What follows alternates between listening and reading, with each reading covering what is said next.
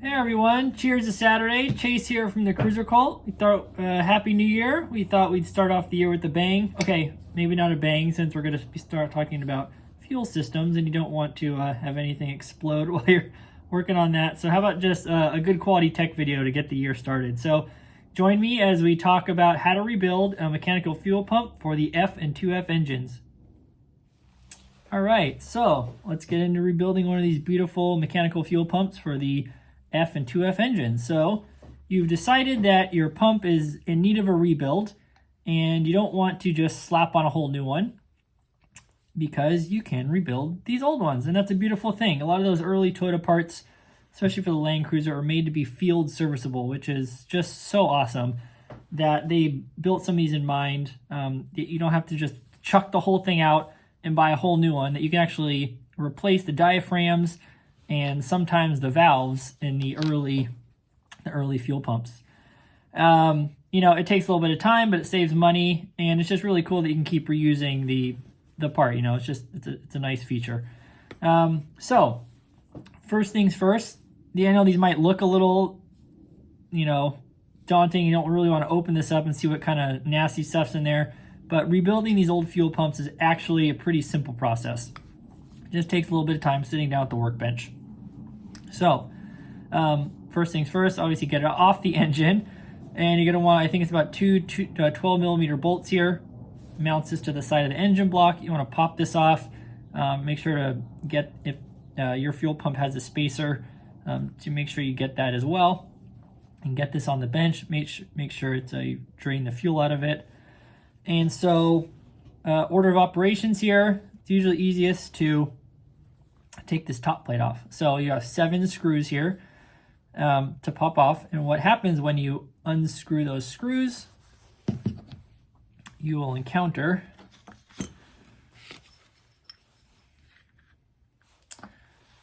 this situation. So you've undone the screws and you can't just pop it off. Over time, this top cap has kind of welded itself to this rubber gasket into the midsection. So it's got to take a little bit of effort. Maybe give it a good whack with the rubber end of your screwdriver, or really gently pry it. And I say gentle because the pump bodies, they're not steel and they're not some kind of like hardened aluminum. It's kind of like a softish pot metal. So while they are tough, you can actually scratch them somewhat easy. So just kind of be gentle prying it off. Don't really go at it too hard. And so once you end up popping it off, you'll see this rubber disc here, an old rubber disc at this point since you're rebuilding it. And this rubber disc is really important because it not only seals the top cap, it gives you access to the valves, but it seals these 2 chambers from each other. And this is important because one of them is the inflow and one of them is the outflow. Kind of like, the chambers of a heart, right? And these are the one-way valves. So the way these old pumps work is really simplistic. The fuel gets sucked in, it gets pushed through these one-way valves, which are actually really simplistic. So the fuel always comes out this side of the valve when you're looking at them and goes in this way. And basically what's inside is there's a little phenolic disc in there with a spring, and it's spring activated. So fuel always comes in these side of the valves. So it's going to go in these valves here to the lower chamber, and then up out here, and then out that fitting. So this disc is definitely important in making sure those 2 valves, or those 2 chambers of the pump, do not have any crosstalk. You're going to lose fuel pressure that way. And this is definitely a consumable part that goes bad with time or from exposure to modern ethanol based fuels. So you get this disc off, look at the valves, and depending on your year fuel pump that you're rebuilding, this is from a 76, 77 FJ40, and these valves are actually pressed in, and then they stamp the metal to lock these in. So you can't replace these, unfortunately, but the valves are not the thing that really goes bad that often. And I think that's why Toyota moved to this later design where the valves are pressed in. Now, the early FJ40, really early ones, have a replaceable valve. They're held in by a little metal ring or a little plate that you can unscrew, and then you can actually pop these valves out. They're replaceable.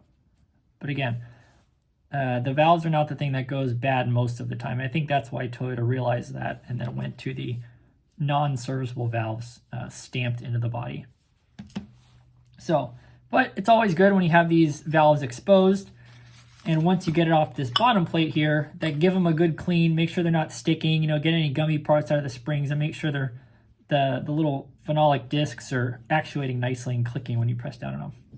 So you got the top part off. Now it's time to get to separate the midsection from the bottom section of the pump. And you're going to have 8 screws. This is one of the lower tier here. 8 screws. And again, it's going to put up a little bit of a fight, like the top part. But once it's underneath, let's see if I can get this locked in. There we go. All right. You're going to come into this situation. So you're going to come across a old disc that needs to get replaced, and it's going to be locked into this lower pump body. You can't just pull it off. It's locked in. Why is it locked in? Because it is attached to the little actuating arm here on the pump. And so this is the basic construction of why you can't just pull it out, and I'll show you how to get it out of the pump body. So simplistically, there's a spring under that valve, and that goes into the valve body like this. So it's like that, and this T goes down into that slot. Now what's down there with that arm? So what we're working with here and what we need to overcome and how to dislodge the valve is the end of the valve has a little T shape, and this arm has a kind of a hooked end with the slot. And that's because this is how the diaphragm rides in the pump. So when that pump is getting actuated by the camshaft, it's pulling down on the valve, and it's moving these the rubber disc almost like a plunger, and that's what's causing it to suck fuel out of this down out of the upper chamber, and then as it pushes up, it pushes it out of the other one-way valves and then towards the engine. And so what we need to do is, when trying to get this old disc out in the spring, is we're gonna push down against the spring, and then we're gonna turn it so then it frees itself, and then we're gonna turn it again to get it out of the pump body. So just kind of get the palm of your hand, and you can turn it, you'll feel it release, see, and then you'll see it pops up. So now you've gotten this past the arm. Now it's unlocked. Now you have to just get the end of that T past this slotted part here, which is above the arm. And so all that takes is a little more twisting. You'll feel it unlock a little more. There we go. See how it popped out even more? And now it's floppy. So we're just gonna pop that out now. See, there you go. Part separated. So, what do you replace and you rebuild these pumps? Basically, you're just gonna want to replace all these things here. The spring's usually okay. You can see this whole system is pretty nasty. And you're definitely gonna wanna replace this rubber thing here. We're gonna wanna replace all the rubber parts, which are 3 of them, right? This rubber membrane goes between the upper and middle section, the lower actuating diaphragm, and then this seal. And this seal is important because that's what seals this, the lower chamber from the upper chamber. That's what helps also keep oil out. The engine oil flows in here and lubricates the actuating arm. And you don't want the oil to get past right here and up into the fuel system. That would be bad. So rebuilding it is just, simply the reverse order. If you find a fuel pump kit, that's great. We're also hopefully going to be sourcing some from Japan so other people can do this on their pumps, because the fuel pump kits are getting somewhat scarce here in the US. And so these kits come with a new rubber ring or whatever kit you can get from other sources. It has a little metal ring, which is really important here. That's what the spring rides on, so it doesn't chew into the rubber seal. It's going to go like that. And then you're going to get the new diaphragm. And you're going to try to put that through the rubber part there. Done, see? Got that through there. Then you can get your lower part body here. Get it past that first section. See if I can, there we go.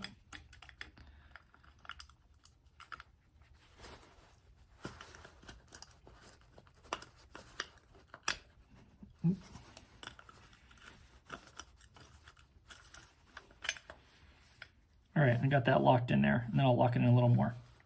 So once you get that locked in, it's basically the reverse order, just like I said. So then you're going to want to bolt this on to the bottom section there, and then place this rubber diaphragm back on there, and then put that there, and then screw that all in.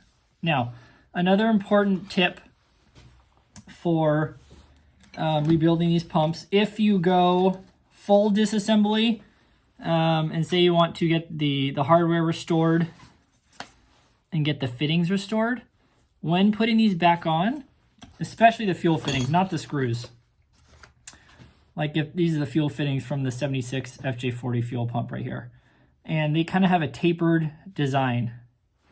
And same with the fittings from the early 60s FJ40 fuel pump. So this is the side that goes into the fuel pump. This is for the fuel fitting for the lines.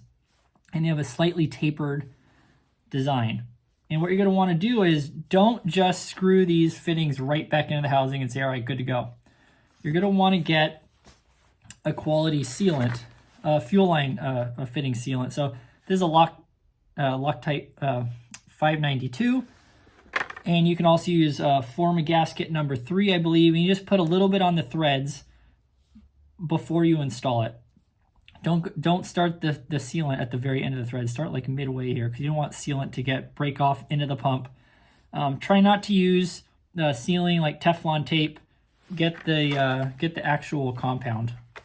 It's much better. It doesn't risk actually breaking off or anything like that.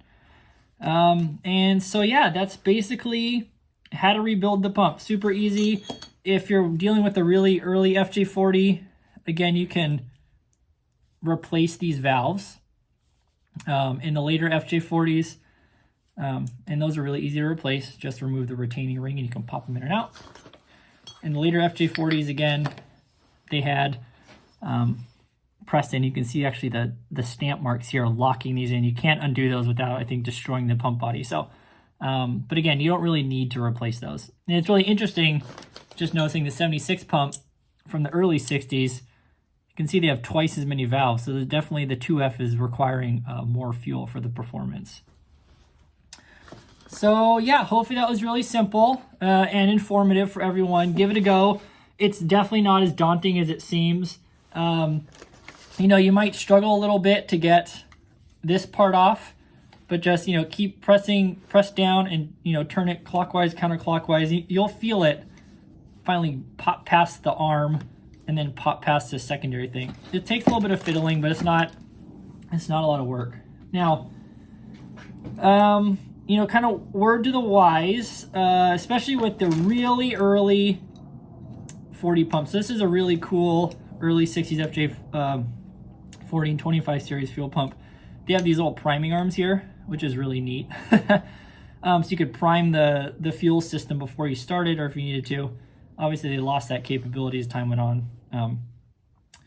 But, you know, when buying these new old stock parts, like, ooh, the new old stock part, it's awesome, I want to buy it. I'm going to pay a huge premium for it. Sometimes that's not, you know, the best call, or just going into it, know that you're going to have to totally refurbish it. So, you know, I've seen pristine versions of these early FJ40 pumps go for some stupid amounts of money, like $800, which is, I don't know, anyways, that's just not cool to ask that much money. But I found these, you know, I found a couple of these for a little bit cheaper, and they were definitely in crusty condition. As you can see, The diaphragms were disgusting. The outside had more corrosion, so I could tell that they weren't stored in the best way. And so I knew going into it, they were going to have to get a full rebuild. I would not have happily run one of these pumps on my rig at all, just because the age of the rubber at that point, you know, from the early 60s to now, and it's not stored in the most ideal conditions. And so what we ended up doing was just going full rebuild, getting these all vapor honed and cleaned and replated. And I would advise anyone, you know, with the old fuel pump, or if they buy a new old stock one, but it looks like it wasn't, you know, kept in the best condition, just to go ahead and plan on rebuilding it for safety reasons. You don't want any fuel leaks, or just to go bad after a few weeks. Anyways, if you spend all this money on these rare pumps, it's worth it just to take the time and just do a total rebuild. So yeah, hopefully that was helpful. Let us know if you have any questions. Totally happy to help. Always answer any questions. It's definitely a worthwhile endeavor. Super easy process. Just takes a little bit of time. Yep. Cheers, everyone. And take care. Hopefully everyone has a great new year ahead. Thanks for following. Thanks for all the likes and comments. We really appreciate it. It really makes it fun and worthwhile to share all this cool old info with everyone. And yeah, bye.